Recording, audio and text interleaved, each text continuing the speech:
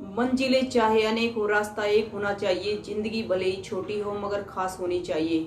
नमस्कार, मैं प्रियंका भारतमणि चैनल की तरफ से आप सबको करवा चौथ की हार्दिक शुभकामनाएं। और आप सुन रहे हैं मेरे साथ आज फिर एक छोटी सी कहानी क्षमा की। एक सेठ जी की। एक सेठ जी ने अपने दामाद को 3 लाख रुपए व्यापार के लिए दिए। उसका व्यापार बहुत ही अच्छा जम गया, लेकिन उसने रुपए ससुर जी को वापस नहीं लौटाए। आखिर दोनों में झगड़ा हो गया। झगड़ा भी इस सीमा तक बढ़ गया कि दोनों एक दूसरे के यहाँ आना जाना बिल्कुल बंद कर गए। घृणा का संबंध अत्यंत गहरा हो गया। सेठ जी हर समय हर संबंधी के सामने अपने दामाद की निंदा व आलोचना करने लगे। सेठ जी अच्छे साधक थे, लेकिन इस कारण उनकी साधना लड़खड़ाने लगी। भजन पूजन के समय भी उन्हें दामाद की चिंतन होने लगी। मानसिक चिंता का प्रभाव उनके तन पर भी पड़ने लगा। बेचैनी बढ़ गई। साधना कहीं भी नहीं मिल रही थी। आखिर वे एक संत के पास गए और अपनी चिंता बताई। संत ने कहा, बेटा तू चिंता मत कर, ईश्वर की कृपा से सब ठीक हो जाएगा। तुम कुछ फल व मिठाइयाँ लेकर दामाद के यहाँ जाना और मिलते ही उनसे केवल इतना कहना, बेटा सारी भूल मुझसे हुई है, मुझे क्षमा कर दो। सेठ जी ने कहा, महाराज मैंने उनकी मदद की है और क्षमा भी मैं ही मांगू। संत ने उत्तर दिया, परिवार में ऐसा कोई भी संघर्ष नहीं है जिसमें दोनों पक्षों से गलती न हो। गलती भले ही कम हो, लेकिन गलती दोनों पक्षों से होती है। सेठ जी की समझ में कुछ नहीं आ रहा था। उसने कहा, महाराज मुझसे क्या भूल हुई है? संत ने कहा, बेटा तुमने मन ही मन अपने दामाद को बुरा समझा, यही तुम्हारी पहली भूल है। तुमने उसकी निंदा की, आलोचना व तिरस्कार किया, यह तुम्हारी दूसरी भूल है। क्रोधपूर्ण आंखों से उसके दोषों को देखा, यह है तुम्हारी तीसरी भूल। अपने कानों से उसकी निंदा सुनी, यह तुम्हारी चौथी भूल है।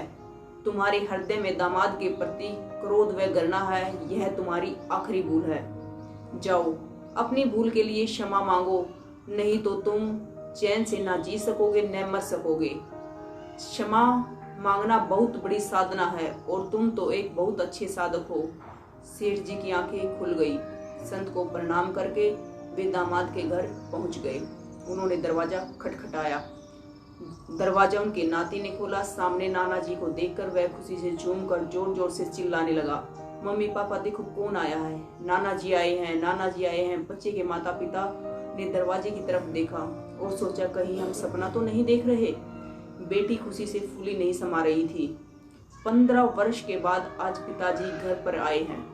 प्रेम से गले लगकर कुछ बोल ना सकी, सेठ जी ने फल व मिठाइयाँ टेबल पर रख दी और दोनों हाथ जोड़कर दामाद को कहा, बेटा सारी भूल मुझसे हुई है, मुझे क्षमा कर दो। क्षमा शब्द सुनते ही दामाद के हृदय का प्रेम आंसू बनकर बहने लगा। दामाद उनके चरणों में गिर गए और अपनी भूल के लिए रो रो कर क्षमा याचना मांगने लगे।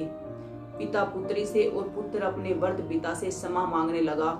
सबकी आंखों में आंसुओं की धारा बहने लगी। दामाद उठे और रुपए लाकर ससुर जी के सामने रख दिए। ससुर जी ने कहा, बेटा आज मैं यहाँ कौड़ियों को लेने नहीं आया हूँ, मैं अपनी भूल मिटाने, अपनी साधना को सजीव बनाने और प्रेम की गंगा बहाने आया हूँ। मेरा आना सफल हो गया, मेरा दुख मिट गया है, अब मुझे आनंद का एहसास हो रहा है। दामाद ने कहा, पिताजी जब तक आप ये रुपए नहीं लोगे तब तक मेरे हृदय की तपन नहीं मिटेगी। कृपया करके आप ये रुपए ले ले। सेठ जी ने दामाद से रुपए ले लिए और अपनी इच्छा अनुसार बेटी व नातियों को बांट दिए और सबको कार में बिठाकर घर ले गए। 15 वर्ष बाद उस अर्धरात्रि में जब माँ बेटी, भाई बहन, ननंद भाभी व बालकों का मिलन हुआ तो ऐसा लग रहा था कि मानो साक्षात प्रेम इस शरीर धारण किए वहां पहुंच गया हो। सारा परिवार प्रेम के सागर में मस्त हो रहा था। यह छोटी सी कहानी हमें सिखाती है, क्षमा मांगने के बाद दुख, चिंता, तनाव, भय, निराश रूपी मानसिक रोग जड़ से खत्म हो जाते हैं और साधना सजीव हो उठती है। हमें अपने दिल में क्षमा रखनी चाहिए। अपने सामने छोटा या बड़ा, अपनी गलती हो या ना हो, क्षमा मांग लेने से सब झगड़े समाप्त हो जाते हैं। आपको कहानी कैसी लगी कमेंट बॉक्स में जरूर बताएं। लाइक और शेयर करना न भूलें। और सुनते रहे मेरे साथ हर हफ्ते एक नई कहानी भारतमणि पर। जय हिंद, जय भारत।